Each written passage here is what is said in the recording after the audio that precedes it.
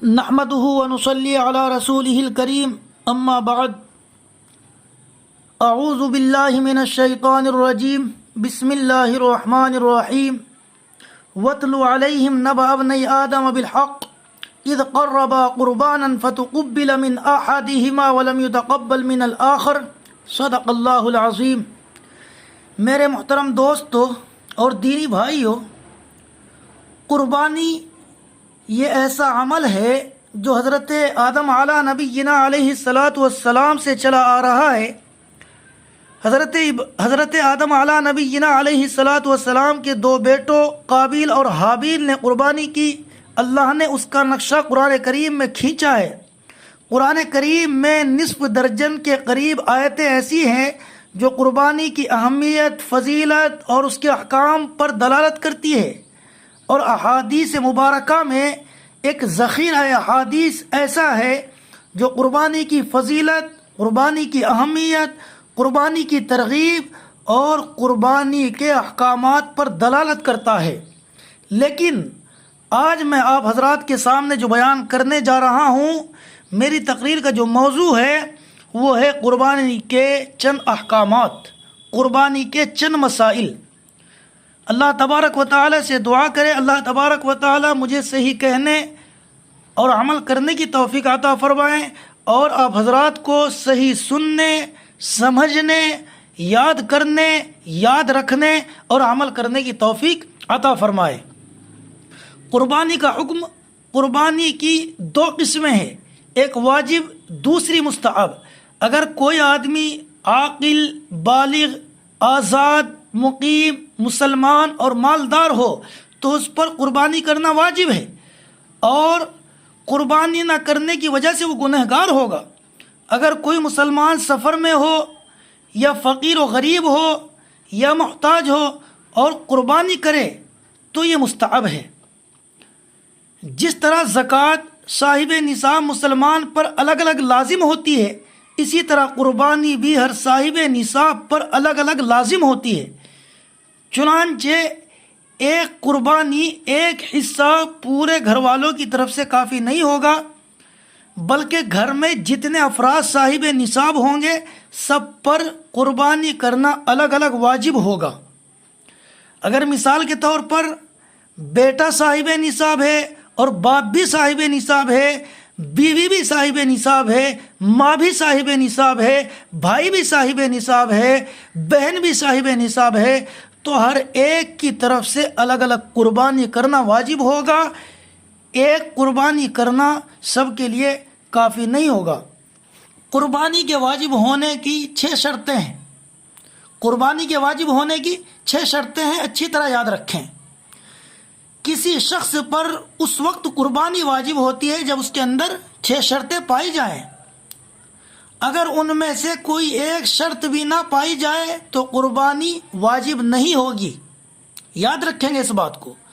پہلی شرط ہے نمبر 1 عاقل ہونا۔ کسی پاگل، مجنون پر قربانی واجب نہیں ہے۔ نمبر 2 بالغ ہونا۔ نابالغ پر قربانی واجب نہیں ہے، خواہ نابالغ مالدار ہی ہو۔ ہاں، اگر کوئی نابالغ بچہ قربانی کے دنوں میں بالغ ہو جاتا ہے اور وہ مالدار ہے تو اس پر قربانی واجب ہے۔ نمبر 3 آزاد ہونا۔ غلام پر قربانی واجب نہیں ہے۔ نمبر 4 مقیم ہونا۔ مسافر پر قربانی واجب نہیں ہے۔ ہاں، اگر مسافر مالدار ہے اور قربانی کرتا ہے تو اس کو قربانی کرنے کا ثواب ضرور ملے گا۔ نمبر 5 مسلمان ہونا۔ غیر مسلم پر قربانی واجب نہیں ہے، خواہ غیر مسلم کسی بھی مذہب کا ہو، یہودی ہو، نصرانی ہو یا کسی اور مذہب کا ہو، اس پر قربانی واجب نہیں ہے۔ ہاں، اگر کوئی غیر مسلم آدمی قربانی کے دنوں میں مسلمان ہو گیا اور وہ مالدار ہے، وہ صاحب نصاب ہے، تو اس پر قربانی واجب ہے۔ نمبر 6 صاحب نصاب ہونا۔ لہذا فقیر پر قربانی واجب نہیں ہے، لیکن اگر فقیر اپنی خوشی سے قربانی کرے تو اسے ثواب ملے گا۔ اگر کسی آدمی کے پاس نصاب کے بقدر رقم موجود ہے، نصاب کے بقدر آدمی کے پاس رقم موجود ہے، لیکن اس کے پاس اتنا قرض ہے کہ اگر وہ اپنا قرض ادا کرے گا تو وہ نصاب کے بقدر کا مالک نہیں رہے گا، وہ نصاب کا مالک نہیں رہے گا، تو اس پر بھی قربانی واجب نہیں ہے۔ خلاصہ یہ ہے کہ ہر عاقل، بالغ، آزاد، مقیم مسلمان اور صاحب نصاب پر قربانی واجب ہے۔ میں نے ایک بات عرض کی کہ قربانی کے لیے نصاب کا ہونا ضروری ہے۔ جو صاحب نصاب ہو یا اس کی ملکیت میں ضرورت اصلیہ سے زائد اتنا سامان ہو جس کی مالیت نصاب تک پہنچتی ہو۔ نصاب کتنا ہے؟ نصاب ہے 52.5 تولہ چاندی یا 7.5 تولہ سونا یا ان میں سے چاندی کی مالیت، ضرورت اصلیہ سے زائد۔ یہ بات یاد رکھیں کہ جو نصاب کا مسئلہ ہے یہ ہم لوگ سمجھتے نہیں۔ اصل جو نصاب ہے سونے کا وہ 20 دینار ہے، اور 20 دینار کا جو وزن ہے وہ 87.5 گرام ہے، تقریباً 87.5 گرام۔ پہلے جو تولہ ہوا کرتا تھا تقریباً وہ 12.25 گرام کا ہوا کرتا تھا، تو اس کے حساب سے وہ 7.5 تولہ بنتا ہے۔ لیکن آج کے زمانے میں جو تولہ ہے وہ تقریباً 10 گرام کا ہے، اس کے حساب سے وہ تقریباً 9.25 تولہ بنتا ہے۔ یہ بات یاد رکھیں، اصل نصاب ہے 20 دینار جس کا وزن ہے 87 گرام، یعنی 87.5 گرام، 87 گرام 360 ملی گرام، اسی کو ہم نے عرض کر دیا 87.5 گرام۔ پہلے جو تولہ ہوا کرتا تھا وہ 12.25 گرام کا ہوا کرتا تھا، اس کے حساب سے 7.5 تولہ ہے۔ لیکن آج جو تولہ ہے ہم نے تحقیق کی ہے تو وہ 10 گرام کا ہے، اس کے حساب سے 9.25 تولہ ہے۔ اسی طرح چاندی کا جو اصل نصاب ہے وہ 200 درہم ہے، اور 200 درہم کا جو وزن ہے وہ 612 گرام اور 460 ملی گرام۔ پہلے جو تولہ ہوا کرتا تھا اس کے حساب سے وہ 52.5 تولہ، اور آج کے زمانے میں جو تولہ ہے اس کے حساب سے تقریباً 61 تولہ بنتا ہے۔ ہم نے بہرحال وزن آپ کے سامنے رکھ دیا ہے، وزن آپ اچھی طرح یاد رکھیں اور اسی کے حساب سے عمل کریں۔ میں نے یہ عرض کیا کہ اس کے پاس اتنا سامان ہو جو ضرورت اصلیہ سے زائد ہو اور اس کی قیمت وہ چاندی کے نصاب کو پہنچ جائے تو اس پر زکوٰۃ واجب ہوگی۔ یہ بات بھی یاد رکھیے کہ ضرورت اصلیہ سے کیا مراد ہے۔ ضرورت اصلیہ وہ ضرورت ہے جو انسان کی جان یا اس کی عزت، آبرو کی حفاظت کے لیے ضروری ہو۔ اس ضرورت کے پورا نہ ہونے کی صورت میں جان جانے یا عزت کے ختم ہونے کا اندیشہ ہو، مثلا کھانا پینا، رہائش کا مکان، پہننے کے کپڑے، اہل و صنعت و عرفت کے اوزار، سفر کی گاڑی سواری وغیرہ، نیز اس کے لیے اصول یہ ہے کہ جس پر صدقہ فطر واجب ہے اس پر قربانی بھی واجب ہے۔ یعنی نصاب کے مال کا تجارت کے لیے ہونا یا اس پر سال گزرنا ضروری نہیں ہے، بلکہ اگر وہ نصاب کا مالک فی الحال ہوا ہے، قربانی کے دنوں میں ہوا ہے، تو قربانی کے دنوں میں ہی اس پر قربانی واجب ہو جائے گی۔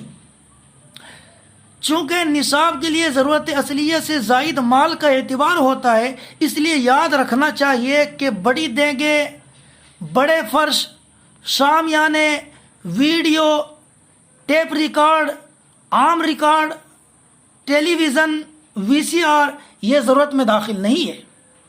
اگر ان کی قیمتیں نصاب تک پہنچ جائے تو وہ بھی ایسے شخص پر قربانی واجب ہو جائے گی۔ اسی طرح عورتوں کی پیٹی میں عورتوں کے پاس سامان رہتا ہے، ان کی پیٹی میں، ان کے بیڈ میں، ان کے بکس میں، ان کی الماری میں سامان رہتا ہے جو سال میں ایک مرتبہ استعمال نہیں ہوتا، اس کی عامتاً ضرورت ہی نہیں پڑتی، تو اس سامان کی بھی قیمت لگائی جائے گی۔ اور یہ بات یاد رکھیے گا، میری سمجھ کے اعتبار سے آج کے زمانے میں عورتوں پر زکوٰۃ اور قربانی مردوں کی بنسبت زیادہ واجب ہے، چونکہ تقریباً تمام عورتیں صاحب نصاب ہوتی ہیں، ان کو ان کے مال، ان کے گھر والے اتنا جہیز دیتے ہیں کہ ان کو مالدار بنا کر کے بھیجتے ہیں، اور پھر وہ پوری زندگی نہ اس کی زکوٰۃ دیتی ہے اور نہ اس کی طرف سے قربانی کرتی ہے۔ وہ اپنے لیے اور اپنے گھر والوں کے لیے وبال آخرت ہے، وبال جان ہے ان کے لیے۔ اس لیے عورتوں کو اس کی تاکید کرنی چاہیے کہ وہ اپنی طرف سے قربانی کرے۔ بہت سارے لوگ کیا کرتے ہیں کہ وہ بھی صاحب نصاب ہے، شوہر بھی صاحب نصاب ہے، ان کی بیوی بھی صاحب نصاب ہے، لیکن بچنے کے لیے کیا کرتے ہیں کہ وہ اپنی بیوی کو مالک بنا دیا اور پھر اگلے سال خود مالک بن گیا۔ یہ بات یاد رکھیے، یہ حیلہ ہے،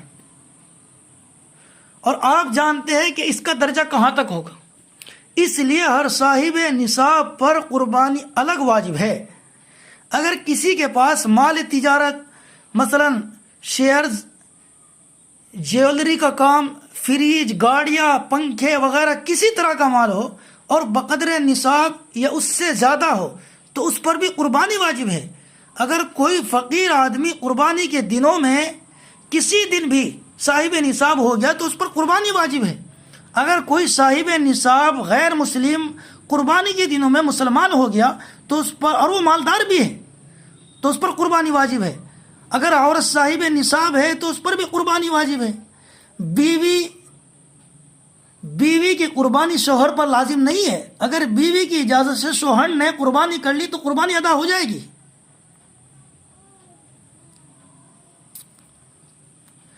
قربانی کا مسئلہ بڑا اہم ہے، اس کی طرف توجہ رکھنی چاہیے کہ گھر میں جتنے آدمی صاحب نصاب ہیں سب پر قربانی الگ الگ واجب ہے۔ میں پھر عرض کر رہا ہوں، اگر گھر میں ماں الگ صاحب نصاب ہے، باپ الگ ہے، بیٹا الگ ہے، بیوی الگ ہے، بھائی الگ ہے، بہن الگ ہے، اور دوسرے رشتہ دار الگ الگ صاحب نصاب ہے، تو ہر ایک کی طرف سے قربانی الگ کرنا واجب ہوگا، اور ہر ایک اپنی طرف سے قربانی کرے گا۔ اگر وہ قربانی نہیں کرے گا تو وہ گنہگار ہوگا، اللہ کی پکڑ میں آئے گا۔ اللہ تبارک و تعالی ہم سب کو سمجھنے عمل کرنے کی توفیق عطا فرمائے اور شریعت مطہرہ پر چلنے کی توفیق عطا فرمائے، آمین۔ وآخر دعوانا ان الحمد للہ رب العالمین۔